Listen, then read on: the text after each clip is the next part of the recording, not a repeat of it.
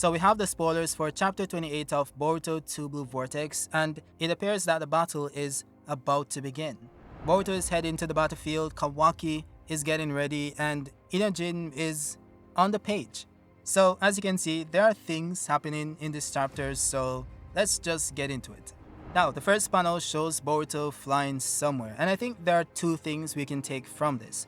One, Boruto is flying, which is interesting because he does have FTG, so this kind of implies that Boruto isn't going to the village, he's already in the village. And he's likely flying to a location inside the village. And it makes sense, of course, because he can't place the Thunder God marking everywhere in the village. It's just on very specific locations and people.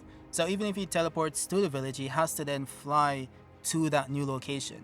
So I think that's a very logical assumption to make, but I could be wrong, we'll see. I would say that he does seem very determined and it looks like he's flying very fast. So this could imply that a battle is going on, and it kinda does make sense based on what's said next on the page. So we then have Shikamaru saying, "Damn it, it's several days earlier than I heard." And then Koji pops in saying, "That is how it is. Fate has already begun to change."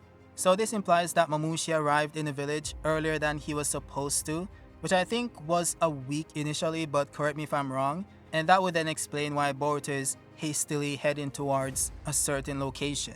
Now the second thing is that Boruto also has his sword, and this is very important because he gave it to Sumire in the prior chapter to have it upgraded into something new, something that we haven't seen before using scientific technology. Now, to be clear, we have no idea what this sword is gonna be. Some people believe that it's gonna have a soul, so that's why Kawaki won't be able to shrink it, which is kind of weird because what does that have to do with science? You know, is she gonna create an artificial soul to have that implanted into the sword? I also have no idea how that would help Boruto in this situation because this is what Boruto is prepping for, the upcoming fights with Jura and the Shinju, not for Kawaki. And also, Boruto said that it's something completely new that we haven't seen before, so why would it be something that we have seen before, which is Orochimaru's Kusanagi blade, which is said to be an actual living snake? So with that in mind, I think it's more likely that this sword does have its nature altered to some extent, but I think it's more so going to be some new jutsu that's embedded within the blade itself that prevents Kawaki from shrinking it, but it's also effective against the Shinju because that of course is the current threat. Also, it is kind of crazy that Boruto has the sword already, even though the Shinju is attacking the village several days earlier than he should have, which kind of implies that Miss Sumire just drank some Red Bull and went crazy to pull it off in just maybe 1 to 2 days. Though there is also the possibility that she wasn't able to and Boruto simply had to go get the sword because Mamushi attacked, earlier than he should have, so she didn't get the time to finish the blade. So Boruto at this point doesn't have the ability. And I want to say that because I want to set the proper expectations, because you know that when people see this, they're going to say, yeah, Boruto has a new ability, we're going to see this new ability in the upcoming chapter, but that doesn't have to be the case. We just have to wait and see. Now, there's not much to say or take from the Inojin panel because one could say that, he's sweating because he wasn't able to master the jutsu and he's worried that Mamushi came too early and all that stuff. But it could also be the case that this is just Inojin. He's always sweating, always anxious for some reason and over literally anything. So I wouldn't extrapolate too much from this. Now, as for the Kawaki panel, I will say, this is going into, the tinfoil territory. But it is a possibility that Kawaki, right here in this panel, just received a different power-up from Amado. And I say this not just because of the dialogue where he says, "Just you wait, you bastard." He seems determined, right? But also, it seems like he's coming off of a platform or a table-ish structure, which does look very similar to the one he was on back in chapter 18 after he was put to sleep by Amado. He's also putting on his jacket. You can see from his right hand being lifted and also his left hand kind of fitting the jacket over his left shoulder. So it does seem as if he just hopped off of a structure and he's putting on his jacket to head out to fight the Shinju. There could be the case, as with the Boruto case, that he was about to get the power up but he didn't get to do it because of course Mamushi arrived sooner than he should have. And that's why he's kind of pissed off and he's saying, "Just you wait, bastards," because he didn't get to get the power up that he needs to defeat them just as yet. So there are two interpretations you can take from this panel and the dialogue and all that stuff. So you guys can take from this what you will. Now, as for what kind of power-up Kawaki could receive from Amado, I think it all goes back to Shibai's cells. I know some people believe that Kawaki already has Shibai cells based on this statement back in chapter 13, where Koji said that all members of Kara, after being announced and modified by Amado, have all undergone Shibai cell transplantation. This can then imply that Kawaki also has Shibai cells because he was also modified by Amado.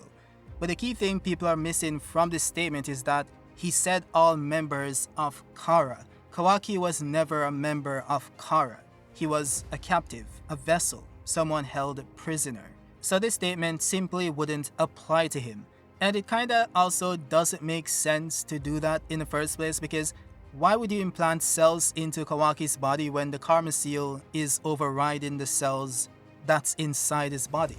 Because when Ishiki revives in Kawaki's body, it's going to overwrite all that data, so it's kinda redundant to even put it there in the first place.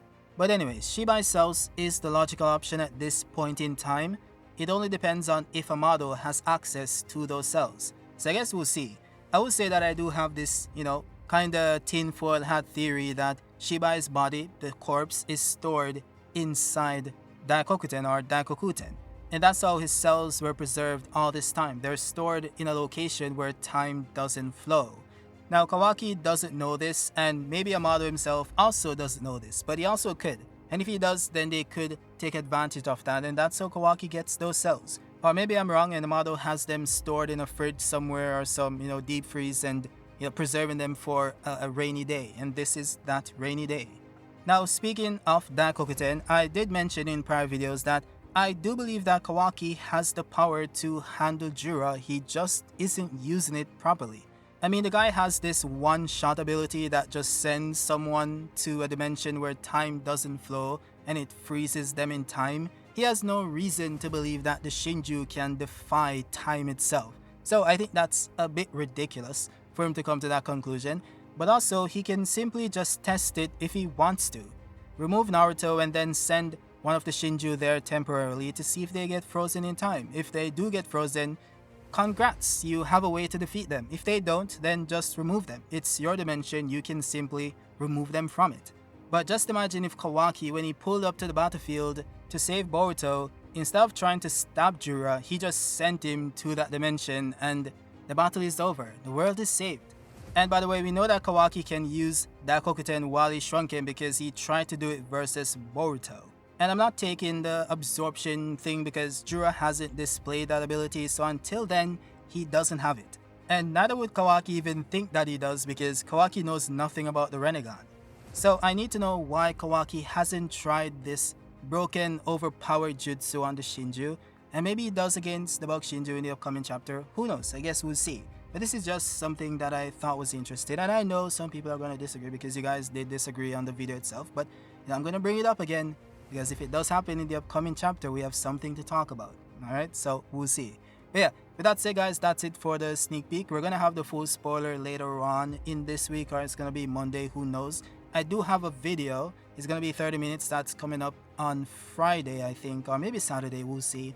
That goes in depth on what I believe Momoshiki brings to the Boruto series when it comes to his powers and abilities. So I think you guys are going to enjoy that one, so I hope to see you there.